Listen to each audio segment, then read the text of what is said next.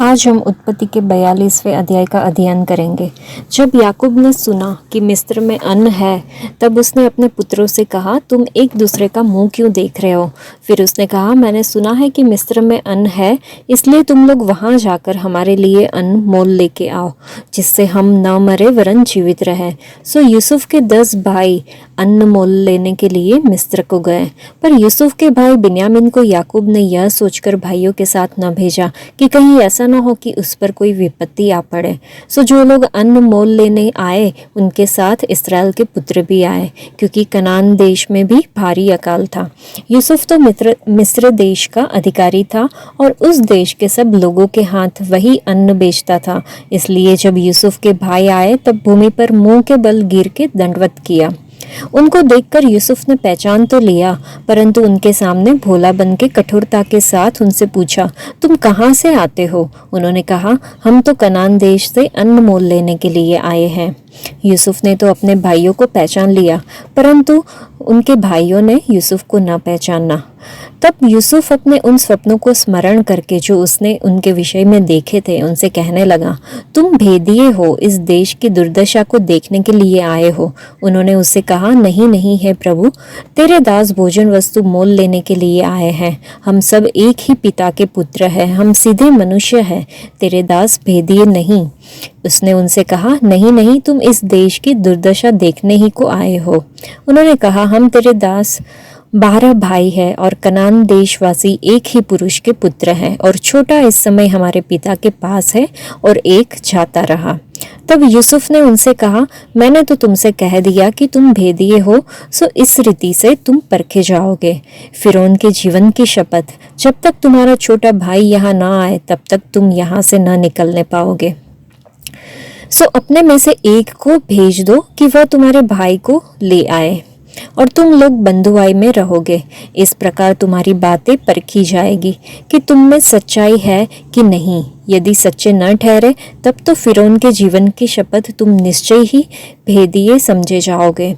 तब उसने उनको 3 दिन तक बंदी गृह में रखा। तीसरे दिन यूसुफ ने उनसे कहा, एक काम करो, तब जीवित रहोगे, क्योंकि मैं परमेश्वर का भय मानता हूँ। यदि तुम सीधे मनुष्य हो, तो तुम सब भाइयों में से एक जन इस बंदी गृह में बंधुआ रहे, और तुम अपने घर वालों की भूख बुझाने के लिए अन्न लेके जाओ, और अपने छोटे भाई को मेरे पास लेके आओ। इस प्रकार तुम्हारी बातें सच्ची ठहरेगी और तुम मार डाले न जाओगे।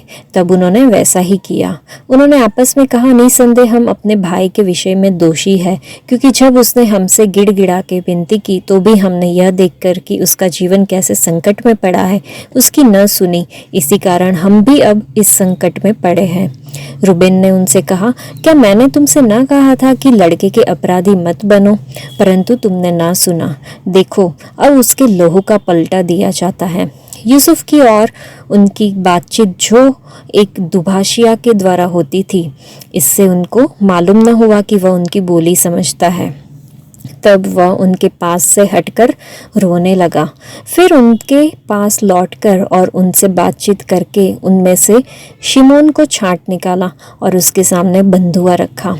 तब यूसुफ ने आज्ञा दी कि उनके बोरे अन्न से भरो और एक एक जन के बोरे में उसके रुपये को भी रख दो, फिर उनको मार्ग के लिए सीधा दो। सो उनके साथ ऐसा ही किया गया। तब वे अपना अन्न अपने गद्दों पर लाद कर वहां से चल दिए। सराय में जब एक ने अपने गद्दे को चारा देने के लिए अपना बोरा खोला, तब उसका रुपया बोरे के मोहड़े पर रखा हुआ दिखलाई पड़ा। तब उसने अपने भाइयों से कहा, मेरा रुपया तो फेर दिया गया है, देखो वह मेरे बोरे में है। तब उनके जी में जी न रहा, और वे एक दूसरे की ओर भय से ताकने लगे और बोले, परमेश्वर ने यह हमसे क्या किया है? और वे कनान देश में अपने पिता याकूब के पास आए और अपना सारा वृतांत उससे इस प्रकार वर्णन किया कि जो पुरुष उस देश का स्वामी है, उसने हमसे कठोरता के साथ बातें की और हमको देश के भेदिए कहा। तब हमने उससे कहा, हम सीधे लोग हैं, भेदिए नहीं। हम 12 भाई एक ही पिता के पुत्र हैं। एक तो जाता रहा, परंतु छोटा इस समय कनान देश में हमारे पिता के पास है। तब उस पुरुष ने, जो उस देश का स्वामी है, हमसे कहा, इससे मालूम हो जाएगा कि तुम सीधे मनुष्य हो। तुम अपने में से एक को मेरे पास छोड़ के अपने घर वालों की भूख बुझाने के लिए कुछ ले जाओ। और अपने छोटे भाई को मेरे पास ले आओ। तब मुझे विश्वास हो जाएगा कि तुम भेदिए नहीं सीधे लोग हो। फिर मैं तुम्हारे भाई को तुम्हें सौंप दूंगा और तुम इस देश में लेन देन कर सकोगे। यह कहकर वे अपने अपने बोरे से अन्न निकालने लगे। तब क्या देखा कि एक एक जन के रुपये की थैली उसी के बोरे में रखी है। तब रुपये की थैलियों को देखकर वे और उनका पिता बहुत डर गए। तब उनके पिता याकूब ने उनसे कहा, मुझको तुमने निर्वश किया है। देखो, यूसुफ नहीं रहा और शिमोन भी नहीं आया, अब तुम बिन्यामीन को भी ले जाना चाहते हो। ये सब विपत्तियां मेरे ऊपर आ पड़ी है। रूबेन ने अपने पिता से कहा, यदि मैं उसको तेरे पास न लाऊं तो मेरे दोनों पुत्र को मार डालना। तो उसको मेरे हाथ में सौंप दे, मैं उसे तेरे पास फिर पहुंचा दूंगा। उसने कहा, मेरा पुत्र तुम्हारे संग न जाएगा, क्योंकि उसका भाई मर गया है और वह अब अकेला रह गया। इसलिए जिस मार्ग से तुम जाओगे उसमें यदि उस पर कोई विपत्ति आ पड़े, तब तो तुम्हारे कारण मैं इस बुढ़ापे की अवस्था में शोक के साथ अधोलोक में उतर जाऊंगा। इस अध्याय से हमें मालूम चलता है कि हमारे पाप हमारे भविष्य में परेशान कर सकते हैं हमको। यूसुफ के भाइयों ने यह मान लिया होगा कि उनके साथ जो कुछ भी बुरा हुआ वह उनके भाई को बेचने के छिपे पाप के कारण हुआ। आज हम जो निर्णय लेते हैं उसका प्रभाव हमारे भविष्य की शांति के ऊपर पड़ सकता है। हमें सही निर्णय लेने पर कभी पछतावा नहीं होगा, लेकिन गलत निर्णय लेने पर हमें निश्चित रूप से पछतावा होगा। सही बात है ना? तो इस अध्याय से हमें आज ये सीख मिली। आज के लिए इतना ही। परमेश्वर आप सबको आशीष दे। धन्यवाद।